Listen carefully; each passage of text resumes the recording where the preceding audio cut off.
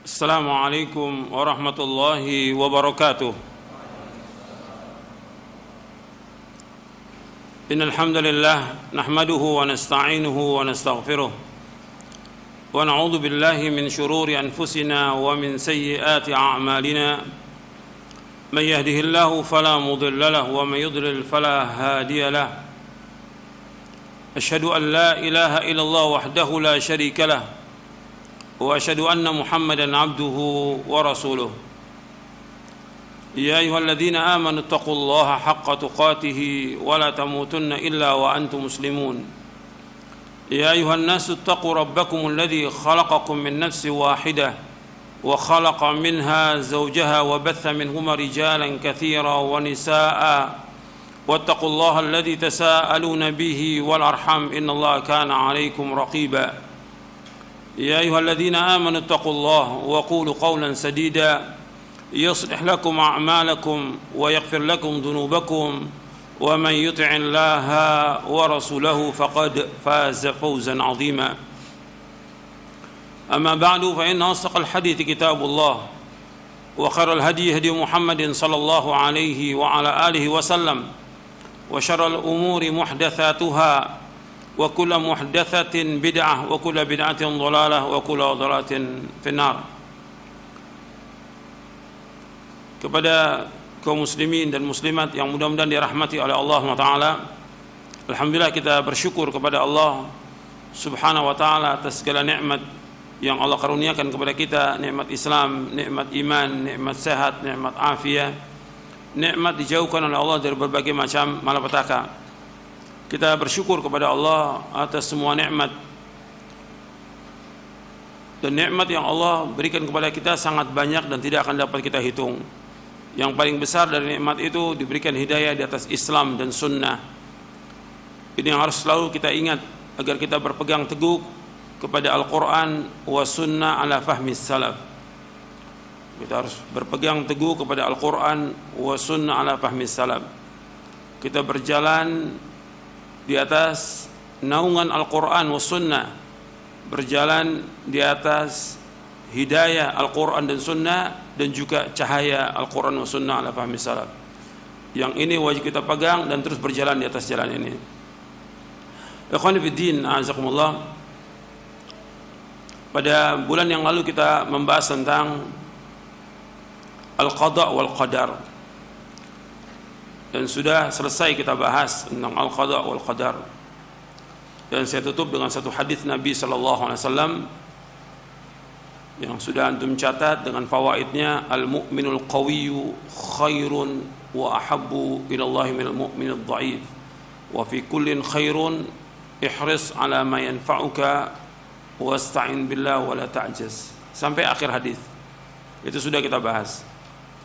Yang kita akan bahas dalam kesempatan ini tentang manfaat atau buah dari iman kepada al-qadha wal qadar. Arti thamaratul iman bil qadha wal qadar. Saya mengambil tentang thamaratul iman bil qadha wal qadar ini dari kitab Al-Iman bil Qadha wal Qadar yang ditulis oleh Syekh Muhammad bin Ibrahim Al-Hamd, yang dikasih takdim oleh Syekh Abdul Aziz bin Abdullah bin Baz rahimahullah.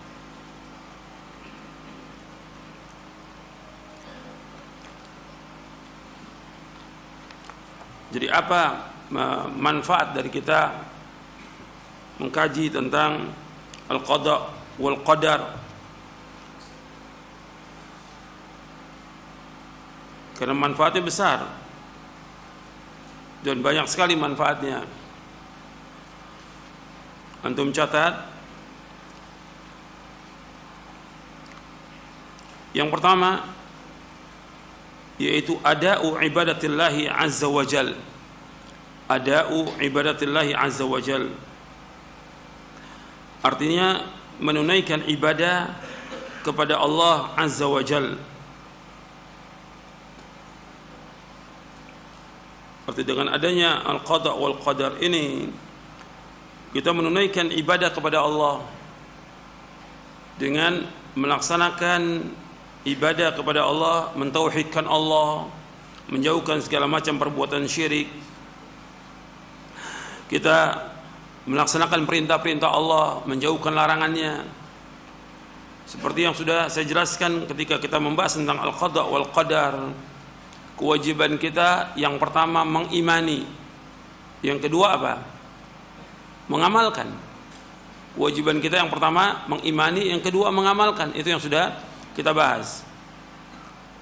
Ketika disebutkan untuk mengamalkan, yang pertama kali mengamalkan tentang tauhid kepada Allah SWT, meyakini bahwa semua sudah ditakdirkan oleh Allah SWT. Kewajiban kita sebagai seorang hamba ibadah, karena Allah menciptakan kita untuk apa?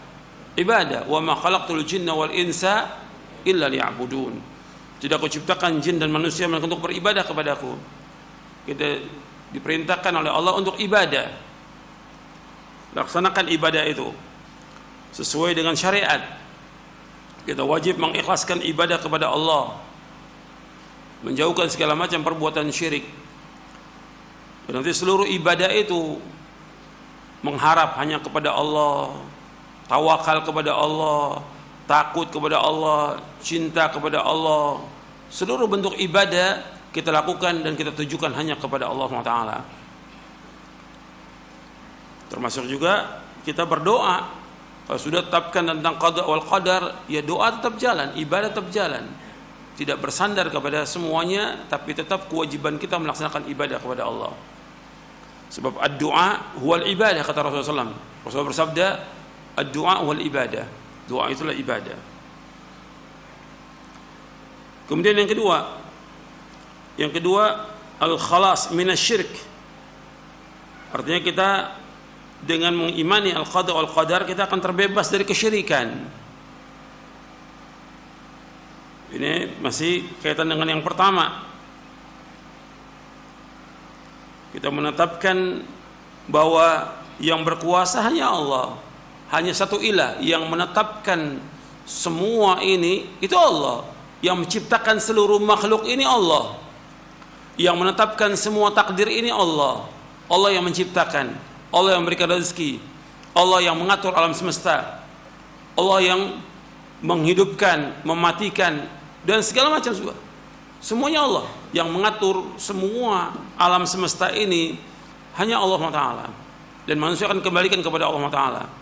Kalau memang Allah satu-satunya yang punya kehendak, yang menetapkan, yang menentukan, yang mengatur dan segalanya, maka kita wajib beribadah hanya kepada Allah saja.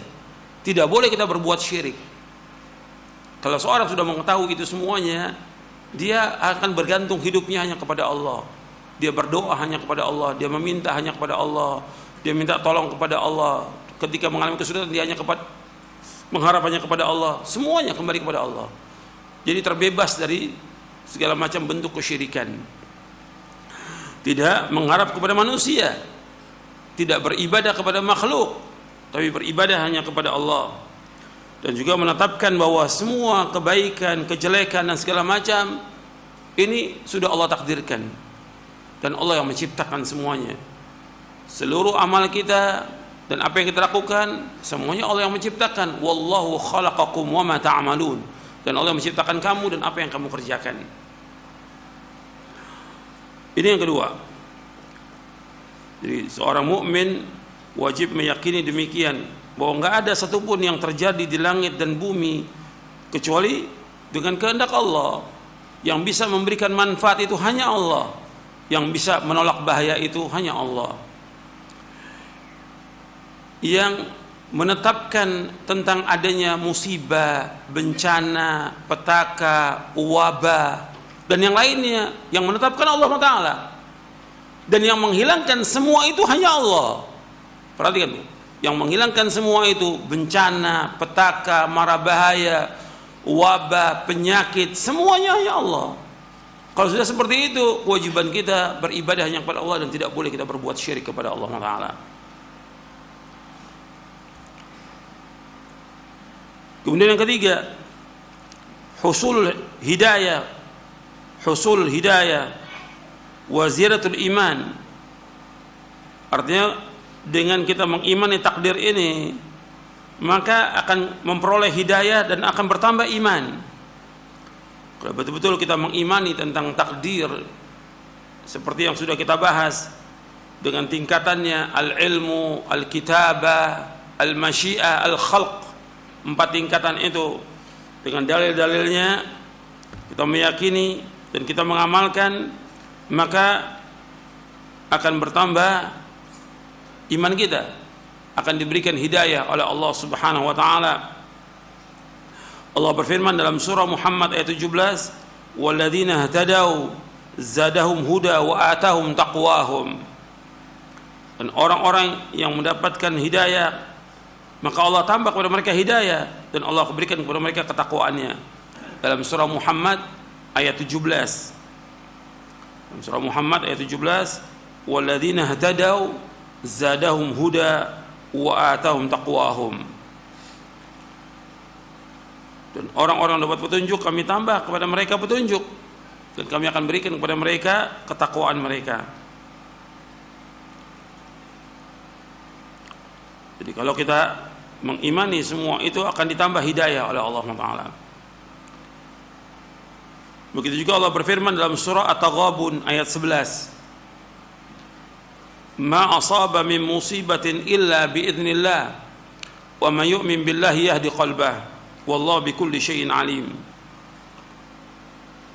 Tidaklah menimpa sesuatu, artinya tidaklah terjadi musibah melainkan dengan izin Allah. Barang siapa yang mengimani, beriman kepada Allah, maka Allah akan tunjuki hatinya. Tidaklah terjadi musibah melainkan dengan izin Allah. Dan barang siapa yang beriman kepada Allah, Allah akan tunjuki hatinya. Dijelaskan oleh Al-Qamah rahimahullah tentang ayat ini, "Huwar rajulu tusibuhul musibatu faya'lama anna min kibarillahi ta'ala fayusallim wa yarda." Kata Al-Qamah rahimahullah tentang ayat ini, surah At-Taghabun ayat 11, yaitu seorang yang ditimpa musibah dan dia mengetahui bahwa musibah ini datangnya dari Allah, dia taslim, artinya dia menerima dan dia redha, dia terima, dia redha, maka Allah akan tunjuki dia hatinya. Makanya kita harus meyakini bahwa semua bencana, semua musibah ini semua berjalan dengan izin Allah. Gak mungkin ada sesuatu yang terjadi di langit, di bumi yang tidak dikehendaki Allah, tidak mungkin. Semua berjalan dengan kehendak Allah, semua berjalan dengan izin Allah SWT. Kita wajib mengimani. Maka ketika mengimani demikian, maka Allah akan memberikan hidayah kepada kita.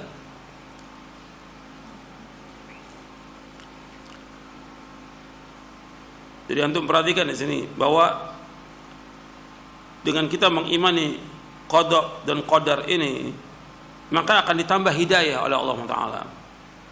Akan tambah hidayah. Dan bertambah iman kita kepada Allah Subhanahu wa taala. Yang keempat, al-ikhlas.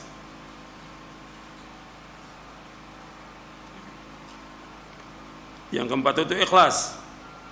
Jadi orang yang mengimani al-qada wal qadar, maka orangnya itu akan berbuat dengan ikhlas. Karena yang mendorong dia untuk melaksanakan perintah itu, melaksanakan ibadah itu, yaitu karena perintah dari Allah. Semua urusan Allah, semua kerajaan, semua kepemilikan Allah. Dan apa yang Allah kehendaki pasti terjadi, dan apa yang Allah tidak kehendaki tidak akan terjadi. Tidak ada satupun yang bisa menolak karunia Allah. Maka dengan demikian dia akan berusaha untuk ikhlas. Karena semua milik Allah, dan kita diperintahkan untuk melakukan amal itu karena Allah. Wa ma umiru illa liya'budullaha mukhlishina lahuddin hunafa. Dan tidak mereka diperintah mereka untuk beribadah kepada Allah dengan ikhlas, semata karena Allah, dengan lurus. Wa yuqimus shalah wa yu'tuz zakah wa dzalika dinul qayyimah. Mendirikan salat, mengeluarkan zakat, dan itu agama yang lurus. Jadi yang dilakukan itu semuanya karena Allah. Karena dia hamba Allah dan Allah sudah menetapkan demikian, maka dia beramal semuanya karena Allah. Bukan riya. Di sini sebutkan yang mendorong dia untuk melakukan itu adalah ikhlas karena Allah. Sehingga kalau dia tahu semua yang mengatur Allah, maka apa manfaatnya dia riya? Enggak ada manfaatnya. Dia hamba Allah, bukan hamba manusia. Dia beramal harus karena Allah. Dia sholat, dia puasa, dia zakat, dia sedekah, dia bangun tengah malam, dia membaca Al-Quran, dia menjadi imam sholat, dia berdakwah, semuanya karena Allah. Harus betul-betul ikhlas karena Allah, tidak mengharapkan sesuatu dari manusia, tidak mengharapkan pujian dan sanjungan manusia. Dia ibadah ikhlas karena Allah, karena dia sebagai hamba Allah. Dan Allah memerintahkan fa'budillaha mukhlishan lahuddin, beribadah kepada Allah dengan ikhlas semata karena agamanya. Jadi dia justru akan lari dari pujian dan sanjungan manusia. Dia tidak mengharapkan pujian mereka, tidak mengharapkan harta manusia, tidak mengharapkan juga sesuatu dari mereka, karena harapan dia hanya kepada Allah Subhanahu wa taala. Jadi manfaatnya besar di sini. Kalau antum betul-betul meyakini tentang al-qada wal qadar, semua ini milik Allah dan semua Allah yang atur, maka kita akan terus beribadah ikhlas karena Allah. Gak ada manfaatnya untuk riya atau mengharapkan sesuatu dari manusia, gak ada manfaatnya. Minta kepada Allah, karena Allah yang memiliki rezeki. Maka Allah memerintahkan was'alullaha min fadli, mintalah karunia kepada Allah. Tidak mengharap pada manusia, tidak ingin dipuji atau disanjung oleh manusia, tidak. Dia sebagai hamba Allah mengharapnya hanya kepada Allah. Jangan mengharapkan sesuatu dari manusia. Itu penting dalam kita beragama ini. Jadi semua ibadahnya ikhlas, bukan karena dunia, bukan, nggak ada manfaatnya. Karena yang kita harapkan ganjaran dari Allah, pahala dari Allah. Yang paling penting lagi yang kita harapkan adalah sorga. Sehingga betul-betul kita ikhlas dalam mengamalkan ini. Yang kelima, at-tawakkul, kesempurnaan tawakal dia kepada Allah. Kesempurnaan tawakal dia kepada Allah. Yang harus dia ingat yang berkaitan dengan al-qada wal qadar, bahwa Allah sudah tetapkan semuanya di Lauh Mahfuz. Tidak mengenai kita kecuali apa yang Allah sudah takdirkan. Sehingga kita betul-betul menyandarkan dengan jujur hati kita hanya kepada Allah. Perhatikan tuh. Jadi i'timadul qalbi 'ala Allah. Artinya hati ini bergantung dengan jujur hanya kepada Allah dalam mengambil manfaat dan dalam menolak bahaya. Jadi sidqu at-tafwid wa i'timadul qalbi 'ala Allah bi jalbi naf'in aw daf'i dharrin ma akhdhil asbab al-masyru'ah. Jadi kita betul-betul jujur dalam menyerahkan urusan kepada Allah, dan ketergantungan hati ini, bersandarnya hati ini hanya kepada Allah dalam mengambil manfaat, dalam menolak bahaya, dan juga menjalankan sebab-sebab yang disyariatkan. Ya, tawakal kepada Allah. Yang harus kita ingat, apapun nggak akan mengenai kita kecuali apa yang Allah sudah takdirkan buat kita. Itu harus yakin. Makanya Allah menyebutkan dalam surah At-Taubah, surah yang ke-9 di ayat 51, Allah berfirman, "Qul la yusibana illa ma kataballahu lana huwa maulana wa 'alallahi falyatawakkalul mu'minun." Tidak akan menimpa kita, tidak akan mengenai kita kecuali apa yang Allah sudah tetapkan di Lauh Mahfuz. Allah lah penolong kita, Allah pelindung kita. Dan kepada Allah orang-orang beriman tawakal. Jadi hidup ini enggak takut. Tawakal. Makanya ketika kita keluar dari rumah, kita baca apa? Bismillahi tawakkaltu 'ala Allah la haula wala quwwata illa billah. Dengan nama Allah kita serahkan, kita tawakal kepada Allah. Tidak ada lain upaya kecuali pertolongan Allah. Jadi enggak usah takut. Sekarang semua serba ketakutan. Mau ke masjid takut, mau ke kantor takut, mau ke ini takut, semua serba takut. Serahkan semuanya kepada Allah. Serahkan. Tidak akan mengenai kita kecuali apa yang Allah sudah takdirkan kepada kita. Tawakal ini penting. Dan ini termasuk syarat iman. Wa 'alallahi fatawakkalu in kuntum mu'minin. Syarat iman. Dan kepada Allah kalian tawakal jika kalian orang beriman. Syarat iman tawakal ini. Jadi jangan kemudian kita terus merasa ketakutan. Serahkan semua urusan kepada Allah. Kewajiban kita sebagai hamba, laksanakan perintah Allah, jauhkan larangannya. Ini penting, tawakal ini. Dan kalau kita mau bahas tentang tawakal aja panjang ini. Manfaat dari tawakal, buah dari tawakal, bagaimana tawakalnya para anbiya wa rusul dan salafus saleh, tawakalnya mereka bagaimana. Itu seperti itu. Tidak diiringi dengan berbagai macam ketakutan. Sekarang ini semua serba takut. Serahkan langsung kepada Allah. Tetap mengambil sebab, tetap harus dilaksanakan sebab-sebab yang disyariatkan menurut syariat, tapi tidak menghalangi kita untuk ibadah kepada Allah. Yang keenam, al-khaufu minallah.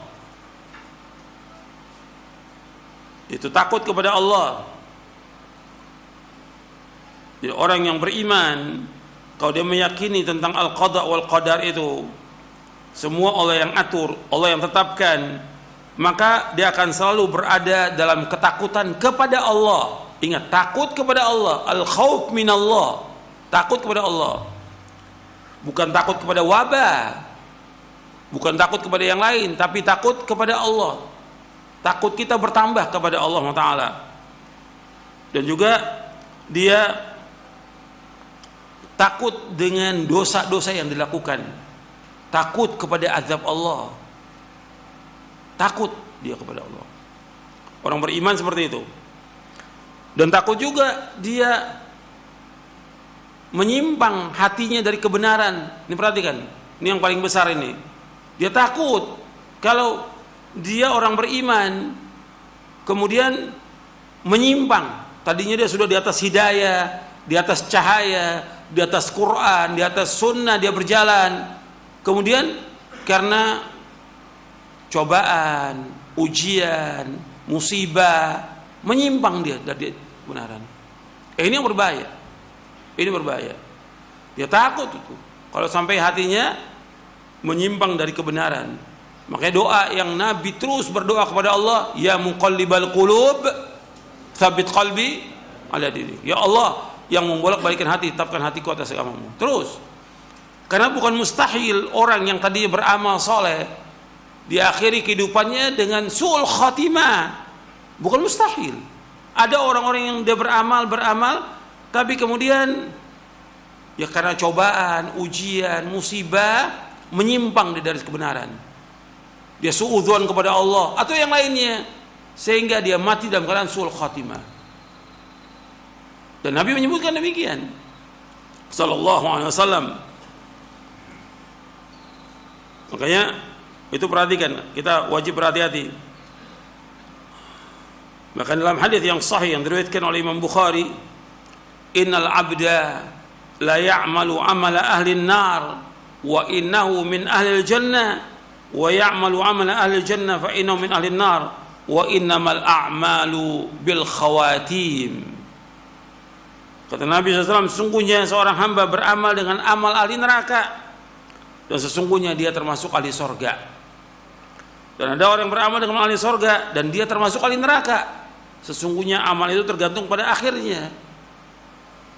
Tergantung kepada akhirnya. Dan ini sudah kita pernah bahas ketika kita membahas syarah akidah, meskipun waktu itu belum masuk babnya. Saya jelaskan tentang al-wa'du wal wa'id, tentang janji-janji dan ancaman. Ini sebab ada orang yang dia beramal dengan amal-amal tapi amalnya dia tidak ikhlas karena Allah. Dia seperti tampaknya amalnya ahli sorga, tampaknya dilihat oleh manusia, tapi hatinya dia nggak ikhlas, dia ria, sehingga dengan itu dia masuk neraka. Antum lihat di Syarah Akidah Ahlussunnah wal Jamaah, ini sudah pernah kita bahas meskipun belum masuk babnya. Antum lihat di halaman 390, poin yang ke-46, al-wa'du wal wa'id. Rasulullah sallallahu alaihi wasallam bersabda, "Inna rajula la ya'malu amala ahli jannah fima yabdu lin-nas wa huwa min ahli an-nar, wa inna rajula la ya'malu amala ahli an-nar fima yabdu lin-nas wa huwa min ahli jannah." Sesungguhnya seorang mengamalkan amal ahli sorga menurut apa yang tampak bagi manusia padahal ia termasuk ahli neraka. Dan seorang mengamalkan amal ahli neraka menurut apa yang tampak bagi manusia padahal dia termasuk ahli sorga. Hadis ini sahih, diriwayatkan oleh Imam Bukhari, Muslim, diriwayatkan oleh Imam Bukhari, Muslim dari sahabat Sahal bin Sa'ad As-Sa'idi. Jadi dia beramal dengan ahli sorga yang tampak bagi manusia.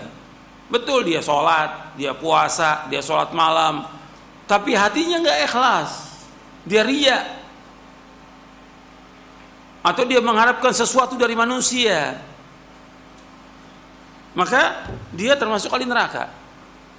Tapi ada orang yang beramal dengan amal neraka, seperti orang kafir, dia beramal ahli neraka seorang orang kafir, tapi di akhir hayatnya dia masuk Islam. Atau orang yang berbuat dosa dan maksiat, kemudian di akhir hayatnya dia taubat, diberikan hidayah Allah, dia taubat kepada Allah, maka dia termasuk ahli sorga. Ini udah ketentuan syariat yang wajib kita mengimaninya, wajib mengimani. Dan Nabi juga bersabda dalam riwayat Bukhari, innamal a'malu bil khawatim, sesungguhnya amal itu tergantung daripada akhirnya. Makanya kita harus takut kepada Allah, takut kepada Allah SWT, takut kepada azabnya, takut kepada siksanya, takut kita ini menyimpang dari kebenaran. Jadi jangan menganggap ringan antum. Antum perhatikan ini. Kalau antum sudah datang dalil dari Al-Quran wa sunnah ala fahmi salaf, antum berpegang dengan dalil.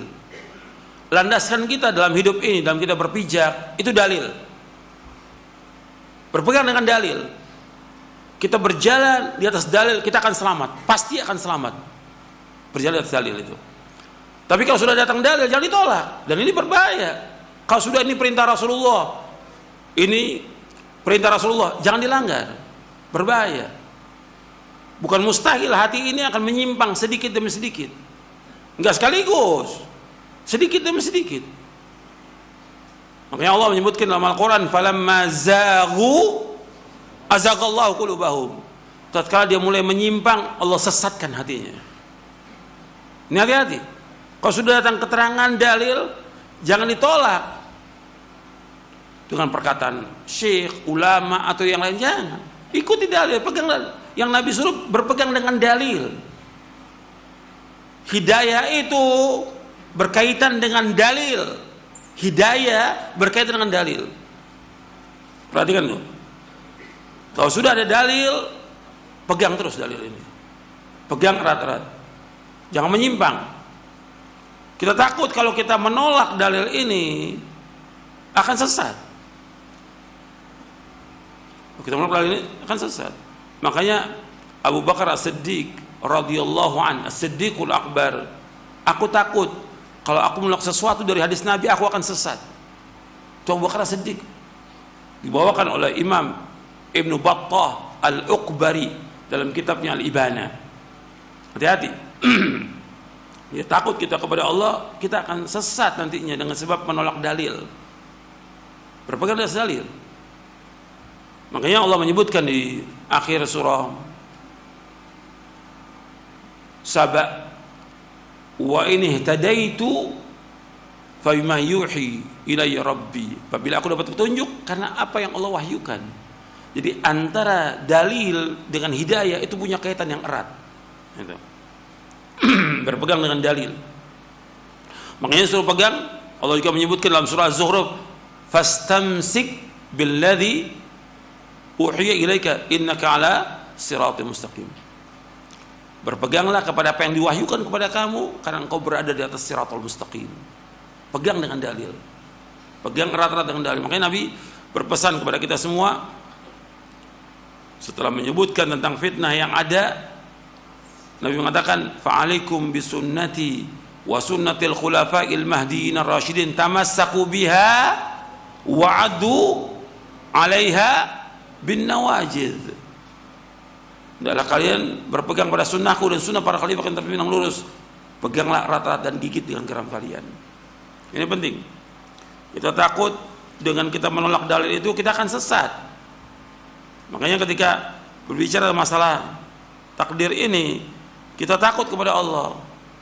Kita nggak tahu kan tentang sisa umur kita nggak tahu apa yang Allah tulis di Lauh Mahfuz. Kita nggak tahu.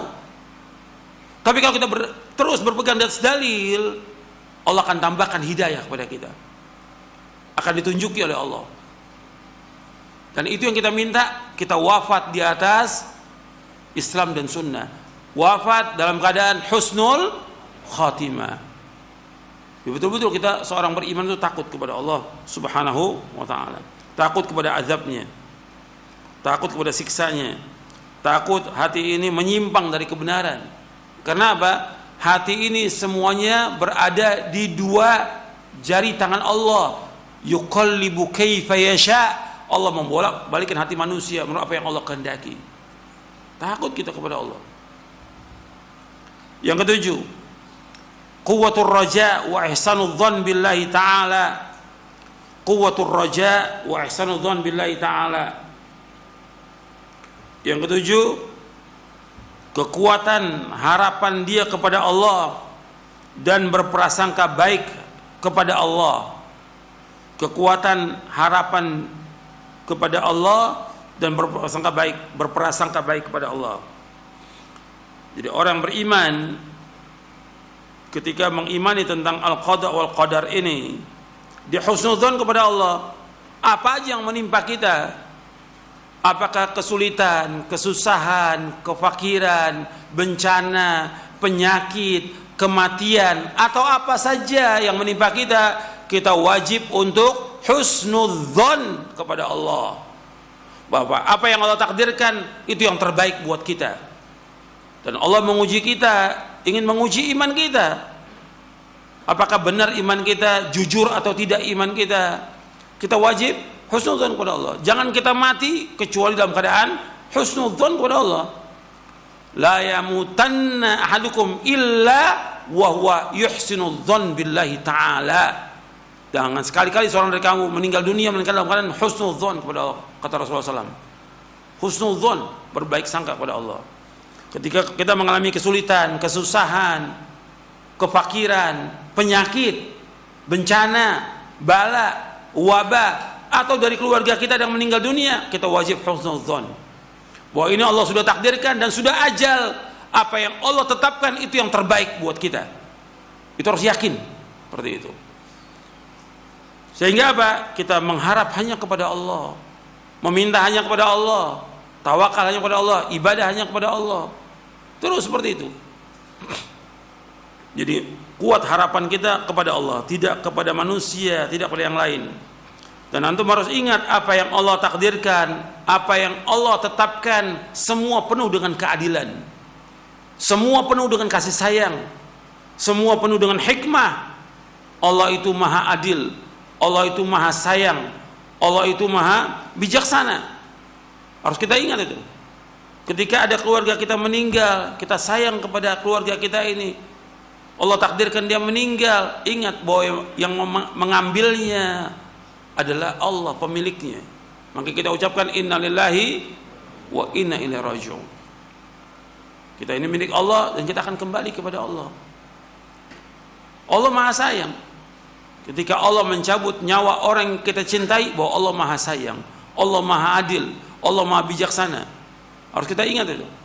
Sehingga kita husnudzon kepada Allah Subhanahu wa ta'ala. Kalau orang itu dia mengimani tentang al-qada wal qadar, tenang dia hidupnya, tenang. Antum kan pernah saya jelaskan tentang kisahnya Ummu Sulaim. Ummu Sulaim dengan Abu Talha radhiyallahu anhuma, ketika anaknya sakit, anak yang masih kecil, yang lagi lucu-lucunya anak ini sakit, ya bapak ibunya jelas sedih lah anaknya itu sakit. Kemudian pada waktunya sholat, Abu Talha berangkat ke masjid.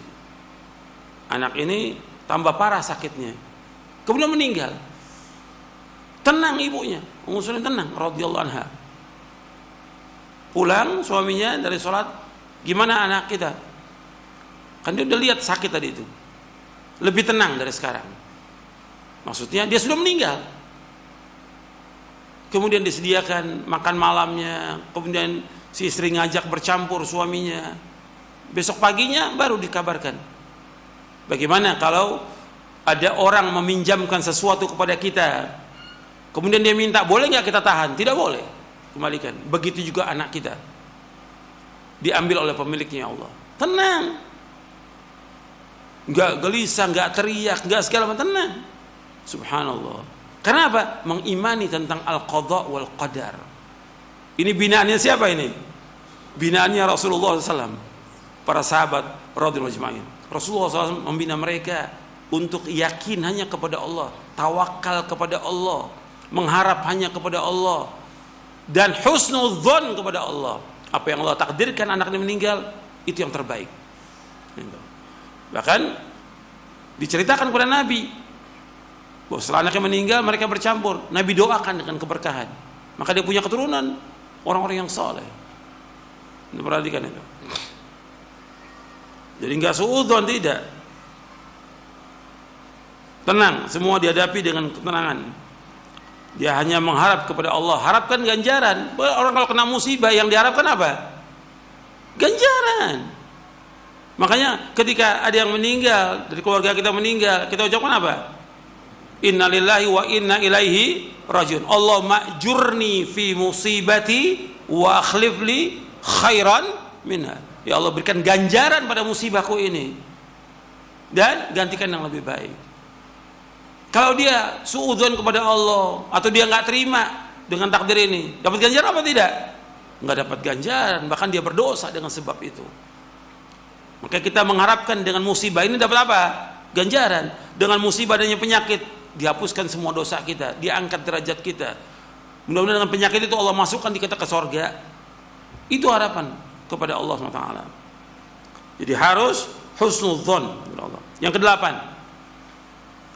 kedelapan, as-sabru wa quwwatul ihtimal. As-sabru wa quwwatul ihtimal. Sabar dan kekuatan menanggung beban derita dari takdir yang pahit. Sabar dan kekuatan menanggung beban derita dari takdir yang pahit.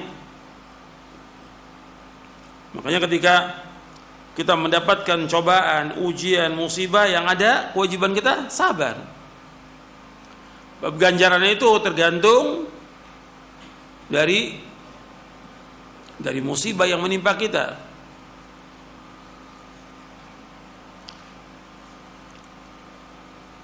Dan disebutkan di dalam hadis bahwa Nabi bersabda sallallahu alaihi wasallam, dalam hadis yang diriwayatkan oleh Imam At-Tirmidzi, bahwa Nabi bersabda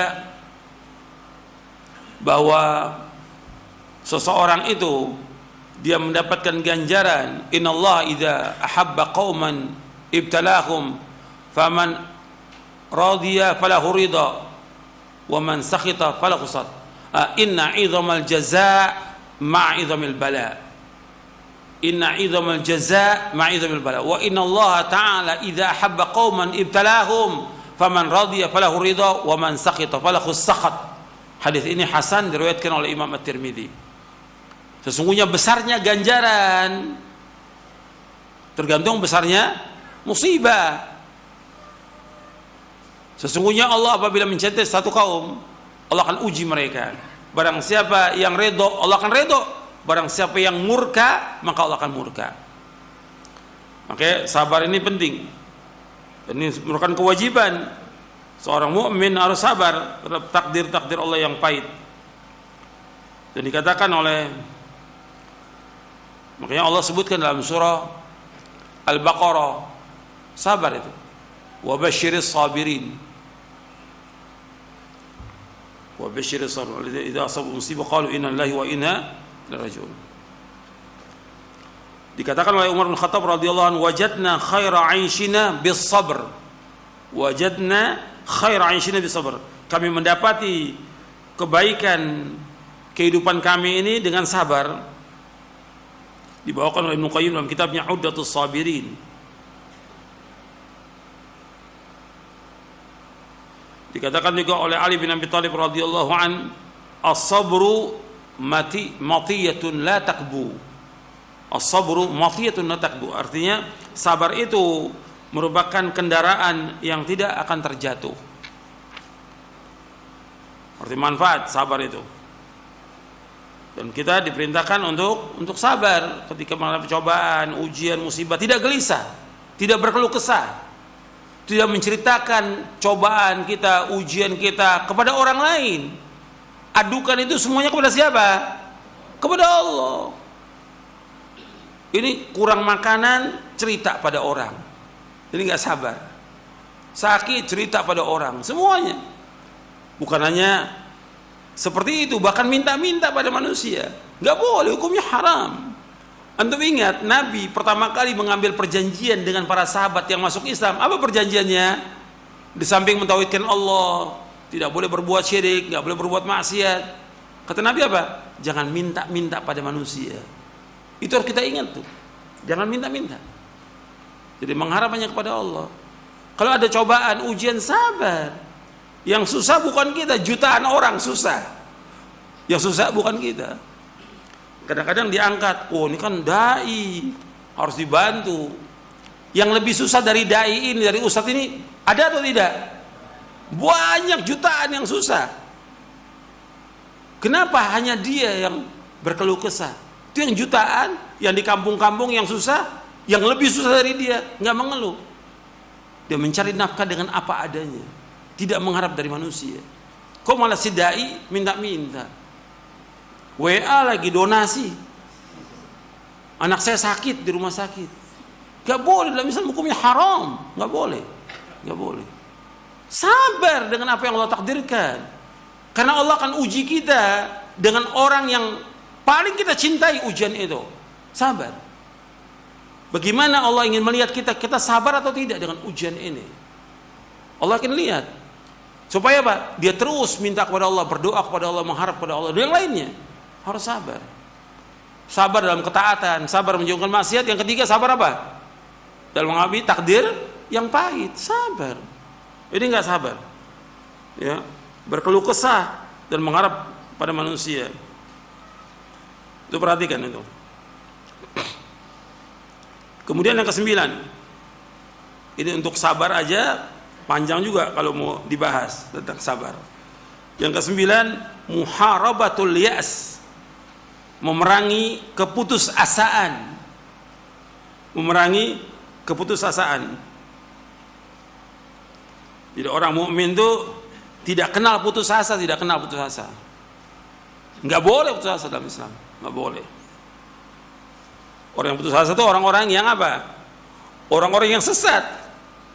Wa may yaqnatu min rahmatihi rabbih illa dhallun.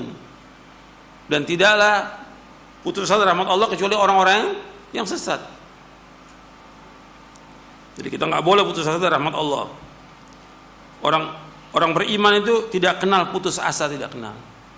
Kalau ada sesuatu dia gagal, terus berjuang lagi, nggak putus asa. Dalam cobaan, ujian, pekerjaan, dagang, segala macam, dia gagal, terus nggak boleh putus asa. Kan sudah saya sampaikan bahwa pada bulan yang lalu tentang hadis al-mu'minul qawiyyu khairun wa ahabbu ila Allah minal mu'minid dhaif wa fi kullin khairun ihris ala ma yanfa'uka wasta'in billah wa la ta'jaz. Mukmin yang kuat lebih baik dan lebih cinta Allah daripada mukmin yang lemah. Pada keduanya ada kebaikan. Berkemauan keraslah kepada yang bermanfaat bagi kamu. Minta tolong kepada Allah, jangan lemah. Lemah aja nggak boleh, apalagi putus asa nggak boleh. Allah menyebutkan orang yang putus asa orang-orang kafir. Wala ya'asu min rauhillah ilal qaumul kafirun dalam surah Yusuf. Wala ya'asu min rauhillah ilal qaumul kafirun. Tidak putus asa dari rahmat Allah kecuali orang-orang kafir. Jadi nggak boleh itu. Orang beriman harus dia memerangi keputusasaan dengan dia mengimani takdir Allah, nggak boleh putus asa. Terus mengharapkan rahmat Allah Subhanahu wa taala. Yang ke-10 ar-ridha.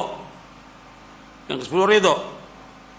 Jadi orang mukmin yang mengimani qada dan qadar itu dia akan ridha terhadap apa yang Allah sudah takdirkan. Dan ridha ini pembahasan yang panjang. Ridha.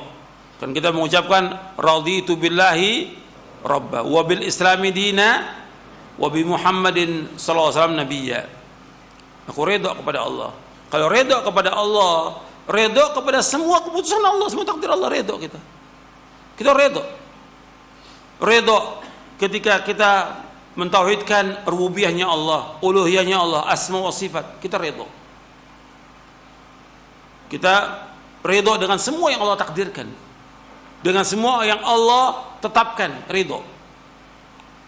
Ridha dengan agama Islam ini, semua agama Islam kita wajib untuk melaksanakannya. Artinya semua agama Islam ini mudah, tidak sulit. Kita ridha dengan Islam ini. Dan ridha kepada Nabi Muhammad SAW dengan kita ittiba, mencintai beliau, ini wajib, dan kita ittiba kepada beliau sallallahu alaihi wasallam. Makanya orang yang merasakan manisnya iman siapa? Orang yang redha kepada Allah. Dalam hadis yang sahih, dzaqa ta'mal iman man radiya billahi rabba wa bil islami dina wa bi Muhammadin sallallahu alaihi wasallam nabiyya. Dzaqa ta'mal iman, kata Rasulullah. Dia merasakan manisnya iman. Antum merasakan tuh. Kalau kita redha dengan apa yang takdirkan, itu akan terasa nikmatnya iman itu. Manisnya iman. Al-Imam Ibnu Qayyim membahas tentang keutamaan redha itu kurang lebih ada 50 redha itu di dalam kitabnya Madarijus Salikin di juz yang kedua. 50. Apa manfaat dari redha, apa keutamaan redha, disebutkan satu persatu oleh beliau. Makanya disebutkan dalam kitab Madarijus Salikin, saya bacakan sebagiannya aja.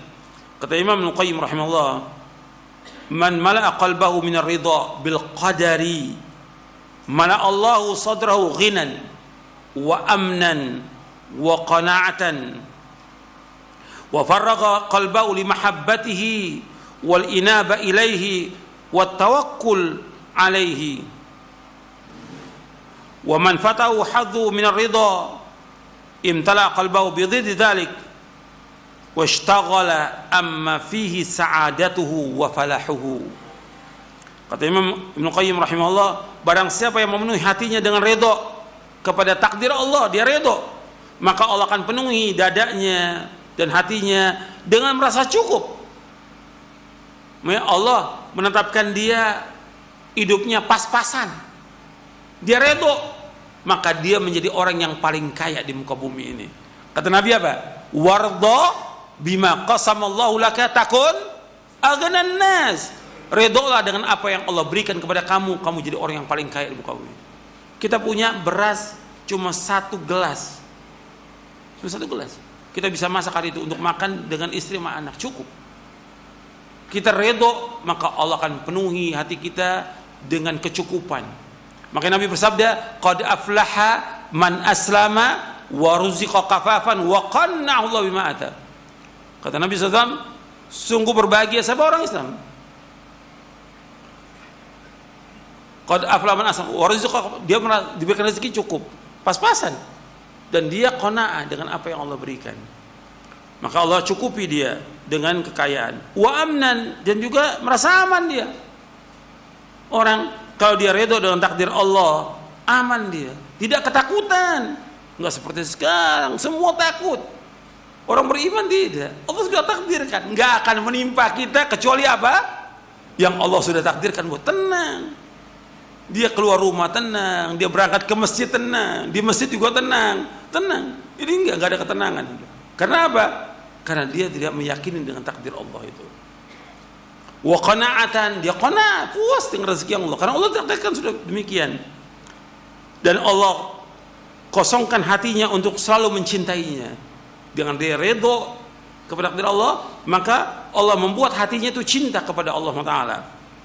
Selalu bertaubat kepada Allah, tawakal hanya kepada Allah. Tapi kebalikannya, orang yang hilang dari keredoan kepada takdir ini, maka hatinya penuh dengan kegelisahan, penuh dengan kegundah-gulanan, dan dia akan menyibukkan diri dengan apa-apa yang tidak membawa kepada kebahagiaan dan kesuksesan. Makanya orang beriman ketika dia betul-betul memahami tentang ridho ini, dia adalah orang yang paling bahagia. Kuncinya di situ. Makanya para ulama menyebutkan kalau orang ingin bahagia hidupnya, ridho dengan apa yang Allah takdirkan, dia orang yang paling bahagia di hidupnya. Ridho. Apa yang Allah takdirkan buat dia ridho. Maka orang yang paling bahagia dia. Dia dikasih oleh Allah cobaan, penyakit, dia ridho.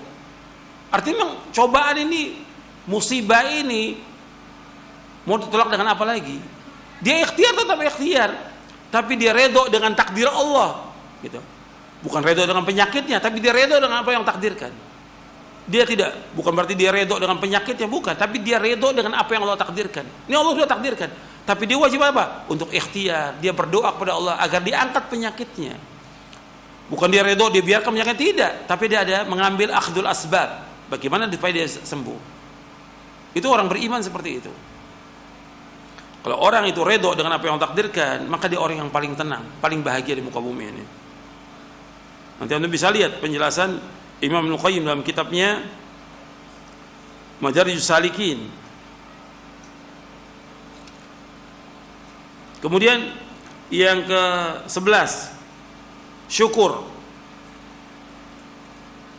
Jadi ketika kita mengimani tentang al-qada wal qadar, maka dia akan bersyukur dengan apa yang Allah sudah takdirkan. Kan tingkatan itu ketika orang dapat cobaan, ujian, musibah, yang paling rendah itu apa? Dia murka. Paling rendah itu dia murka. Kalau orang yang murka, Allah juga murka kepada dia. Dia marah dengan takdir Allah, sakit dia marah, anaknya meninggal, adiknya meninggal, dia marah kepada Allah. Allah juga marah kepada dia. Man radhiya falahu ridha wa man sakhita falahu qusat. Barang siapa yang ridha, Allah ridha. Barang siapa yang murka, ini yang paling rendah, murka. Yang kedua, sabar. Tingkatan yang kedua di atasnya yang diperintahkan oleh Allah yaitu sabar. Tingkatan yang lebih tinggi lagi ridha. Tingkatan yang lebih tinggi lagi yaitu syukur.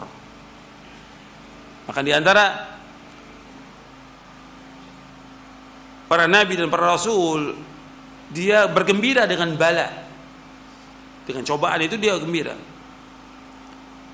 Wa inna lahum la yafrahu bil bala. Dan sungguhnya seorang di antara mereka bergembira dengan cobaan dan ujian yang menimpa dia. Gembira dia. Kenapa? Dia mensyukuri nikmat itu dengan dia mensyukuri dari cobaan ujian itu akan menghapuskan dosa dia, akan mengangkat derajat dia. Bahkan dengan sebab dia redho itu akan memasukkan dia ke dalam sorga. Dia bersyukur. Makanya kalau orang bersyukur akan ditambah nikmat itu. Kemudian yang ke-12, dan nanti ada kaitannya antara syukur dengan gembira. Dia syukur kemudian juga gembira. Dengan gembira itu seperti Allah sebutkan dalam surah Yunus. Kalau syukur ya kembali kepada surah Ibrahim, la in syakartum la azidannakum wa la in kafartum inna adzabi lasyadid, dalam surah Ibrahim ayat 7. Kalau tentang gembira itu Allah sebutkan dalam surah Yunus ayat 58. Ini kaitannya poin yang ke-11 antara syukur dengan gembira. Qul bi fadlillahi wa bi rahmatihi fa bidzalika falyafrahu huwa khairum mimma yajma'un. Katakanlah dengan karunia Allah dan rahmatnya, maka dengan demikian kalian bergembira. Itu lebih baik dari apa yang mereka kumpulkan. Jadi seorang mukmin, dia dengan apa yang Allah sudah takdirkan, dia gembira, sehingga senang dia dengan apa yang Allah sudah tetapkan, karena akan membawa pada ganjaran pahala. Kemudian yang ke-12, tawadu. Dia akan bertambah tawadu, karena dengan cobaan, ujian, musibah itu orang itu mestinya tambah tunduk, bukan tambah sombong. Ada orang-orang yang kasih cobaan, ujian, tambah sombong dia. Diingatkan, diperingatkan, tambah jauh dia. Ini orang celaka yang seperti ini. Orang beriman tambah tunduk dia. Kan justru cobaan ujian itu akan meluluhkan sifat-sifat keras hatinya, keras kepalanya, sifat sombongnya. Itu akan menggugurkan sifat itu dengan cobaan ujian. Dia tambah mendekat, tambah tawadhu dia tidak sombong. Itu orang beriman seperti itu. Yang ke-13, al-karam was-sakha. Al-karam was-sakha artinya dia murah hati dan dermawan, karena dia meyakini bahwa Allah yang memberikan rezeki. Dia diberikan rezeki oleh Allah, itu Allah yang memberikan rezeki, bukan milik dia, tapi milik Allah. Hartanya yang sekian banyak itu milik Allah. Makanya dengan dia memahami itu, dia banyak sedekah, banyak dia infak, banyak menolong orang, karena dia yakin bahwa ini semuanya milik Allah, dan apa yang ada pada Allah tidak akan habis, dan Allah pasti akan ganti. Karena Allah berfirman, wa ma anfaqtum min syai'in fahuwa yukhlifu wa huwa khairur raziqin. Apa saja yang kamu infakkan pasti Allah akan ganti, dan Allah sebaik rezeki. Dan harus diingat lagi bahwa apa yang kita infakkan, kita sedekahkan, itu nggak akan berkurang harta kita. Perhatikan tuh, yang kita sedekahkan, yang kita infakkan nggak akan mengurangi harta kita. Harus yakin itu. Sebab yang bersabda Rasulullah SAW dalam hadis yang sahih diriwayatkan oleh Imam Muslim, dia akan bersifat karam. Jadi ma naqasa malu abdin min sadaqah, tidak akan kurang harta seorang hamba dengan sebab sedekah, enggak akan kurang, tetap ditambah oleh Allah SWT. Makanya dengan adanya iman kepada takdir ini, dia akan tambah murah hati, dermawan, tidak bakhil, tidak pelit, karena akhlak yang tercela bakhil, pelit, kikir, kedekut, ini akhlak yang tercela ini, dan dibenci oleh Allah, dibenci oleh Rasulullah SAW. Gitu. Jadi orang beriman itu dia karim. Kemudian yang ke-14, asy-syaja'ah. Asy-syaja'ah wal iqdam.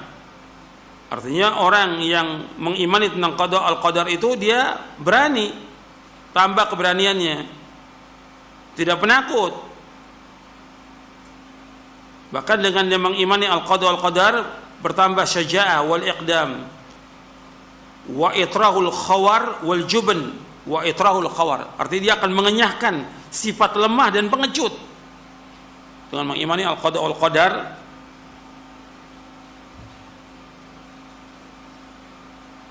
Karena orang yang mengimani qada qadar berani dia.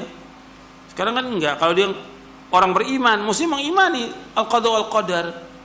Ini bayangkan, antum perhatikan, dia sudah ngaji, bahkan sudah sekolah, belajar Quran dan Sunnah, ketika ada cobaan, ujian, musibah, ada wabah, takut ke masjid. Di mana tuh imannya? Di mana ilmunya? Takut, sapnya rapat, takut. Di mana imannya dia? Yang menyuruh ke masjid siapa? Sholat berjamaah di masjid siapa? Allah dalam Al-Quran dan Rasulullah SAW. Yang menyuruh saf rapat siapa? Rasulullah SAW. Dan Rasul marah kalau ada sapi itu renggang, marah Rasulullah SAW. Aku lihat ada setan seperti anak kambing masuk di celah kalian. Gak mau Rasulullah, sedikit aja gak mau. Kenapa? Kenapa harus takut? Gak akan menimpa kepada kita kecuali apa yang Allah sudah takdirkan buat kita. Berani orang beriman itu, gak takut. Sekarang tambah takut. Kalau antum takut, ya bagaimana antum sebagai orang beriman takut? Kalau antum sebagai seorang dai takut, antum jangan jadi dai. Ini baru sholat, belum jihad. Baru sholat sudah takut. Saprapet takut. La haula wala quwwata illa billah. Ingat, kita nggak akan mati sebelum waktunya. Semua Allah takdirkan. Yakin kepada al-qada wal qadar. Kematian kita sudah Allah tetapkan. Nggak akan mundur, nggak akan maju. Sudah, yakin. Kamu jangan takut dengan apa yang diperintahkan dan diperintahkan oleh Allah dan Rasulnya.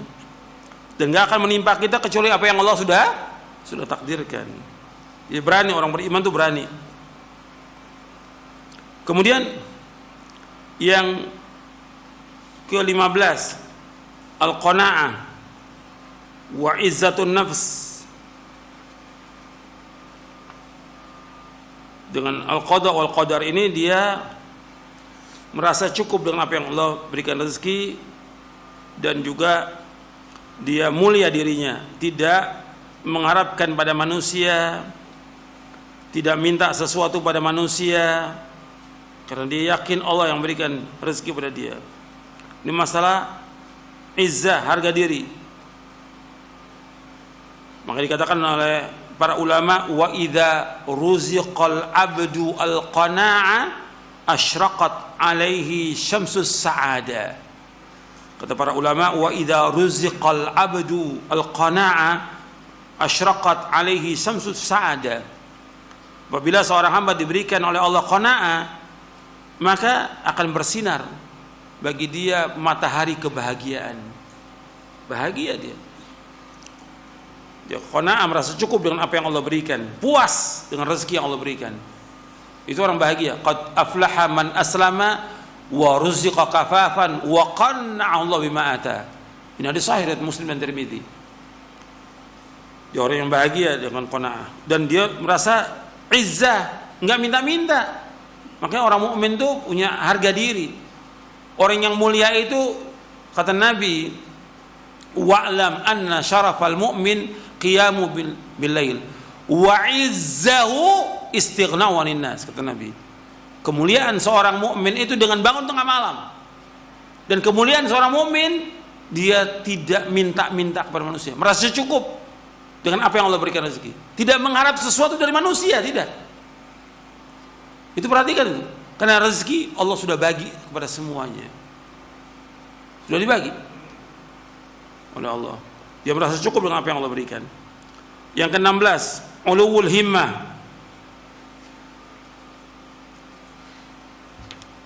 Yang ke-16, ulul himmah. Artinya cita-cita yang tinggi.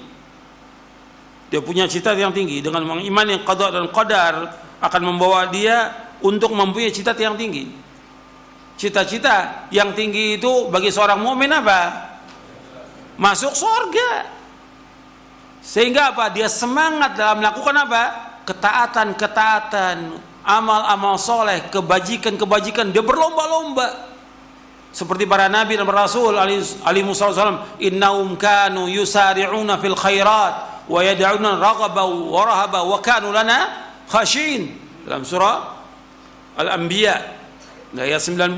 Sesungguhnya para nabi dan para rasul itu segera dalam kebaikan, punya semangat yang tinggi, dan berdoa kepada kami dengan rasa harap dan takut, dan mereka khusyuk dalam ibadah kepada kami.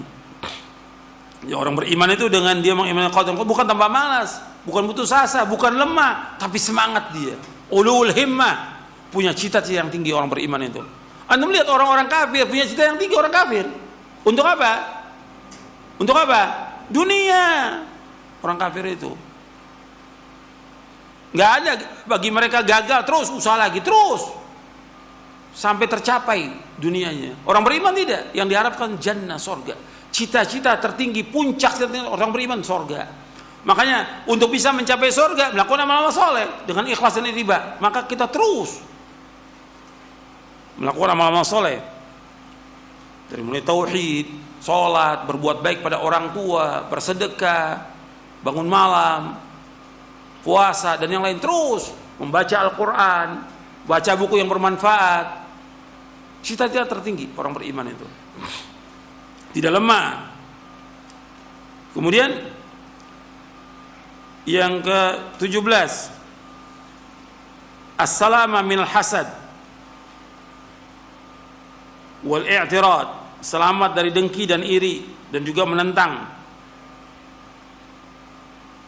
Jadi orang yang mengimani al-qada wal qadar, dia selamat dari apa? Dari dengki. Karena Allah sudah takdirkan, kenapa iri kepada orang lain?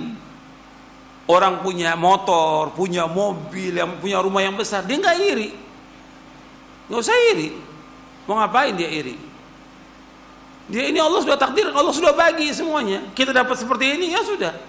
Tapi tetap ikhtiar, usaha tetap, dan doa minta kepada Allah tetap jalan, nggak tinggal. Tapi nggak iri pada orang. Kenapa? Kita tujuan hidup kita akhirat. Dan saya sudah bahas, kalau orang itu ingat kepada mati dan selalu ingat kepada mati, dia nggak akan iri pada manusia. Nggak akan iri. Karena Allah sudah bagi, yang memberikan kepada dia kelebihan harta, kekayaan. Siapa yang memberikan? Allah. Jangan kita iri. Maka kita minta kepada Allah. Was'alullaha min fadli, mintalah kepada Allah. Maka di surah An-Nisa di ayat 32 itu, ketika Allah menyebutkan tidak boleh kita iri, wala tatamannau ma faddalu ba'dakum li ba'd. Tidak boleh seorang itu iri sebagian dari kalian kepada sebagian yang lain. Antum lihat dalam surah di An-Nisa di ayat 32, wala tatamannau ma faddalu ba'dahum wala tatamannau ma faddalu bihi ba'dakum ala ba'd wala tatamannau ma faddalu bihi ba'dakum ala ba'd lirijal nasibu mimma iktasabu wa linnisa'i nasibu mimma iktasabna was'alullaha min fadli innallaha kana bikulli syai'in alima. Janganlah kalian mengharap atau iri kepada karunia yang Allah berikan sebagian kalian sebagian yang lain. Laki-laki mendapatkan bagian dari apa yang mereka usahakan, dan perempuan mendapatkan bagian dari apa yang mereka usahakan. Mintalah karunia kepada Allah. Sesungguhnya Allah itu Maha mengetahui atas segala sesuatu. Jadi minta karunia kepada Allah, jangan mengharap pada manusia. Tapi nggak boleh kita iri pada manusia. Kemudian yang ke-18, yaitu di sini juga disebutkan tidak boleh dengki, nggak boleh menentang takdir Allah. Yang ke-18 yaitu al-ilmu bihikmatillah. Dia memahami, mengetahui tentang hikmah Allah, bahwa semua yang Allah takdirkan ini penuh dengan hikmah. Semua yang Allah takdirkan ini penuh dengan hikmah.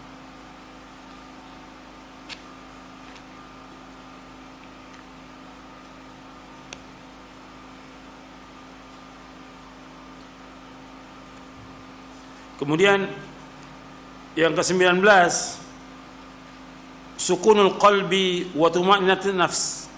Sukunul qalb artinya ketenangan hati. Dengan iman kepada qada dan qadar ini, artinya hati ini akan tenang.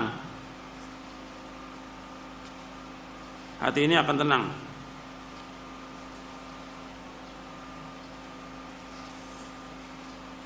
Dan tentram, jiwa kita tentram. Syekhul Islam pernah mengatakan, inna fid dunya jannatan ma lam yadkhulha lam yadkhul jannatal akhirah. Sungguhnya dunia ini adalah surga, barang siapa yang tidak masuki surga itu enggak akan masuk surga akhirat. Surga itu artinya ketenangan iman dia kepada Allah Subhanahu wa taala. Dia mengimani tentang takdir Allah, kemudian dia banyak berzikir kepada Allah taala. Ini surga. Surga dunia itu dengan dia mengimani, mentauhidkan Allah, menjauhkan syirik. Dengan dia banyak berzikir kepada Allah, dengan dia melaksanakan perintah Allah, menjauhkan larangannya, antum akan merasakan tuh ketenangan. Antum mengimani, nggak akan menimpa kita kecuali apa yang Allah takdirkan. Kita berangkat dari rumah ke masjid, tenang kita, nggak takut apa-apa. Di masjid kita duduk berzikir, tenang, nikmat. Dan itu dirasakan orang beriman. tidak khawatir, tidak takut, tenang dia. Berzikir, berdoa, semua serba dengan ketenangan. Makanya Allah menyebutkan ala bi dzikrillahi tatmainnul qulub. Kita dengan berzikir hati akan tenang. Di dunia surga, barang siapa yang nggak masuk ke surga ini, dia akan masuk ke surga akhirat.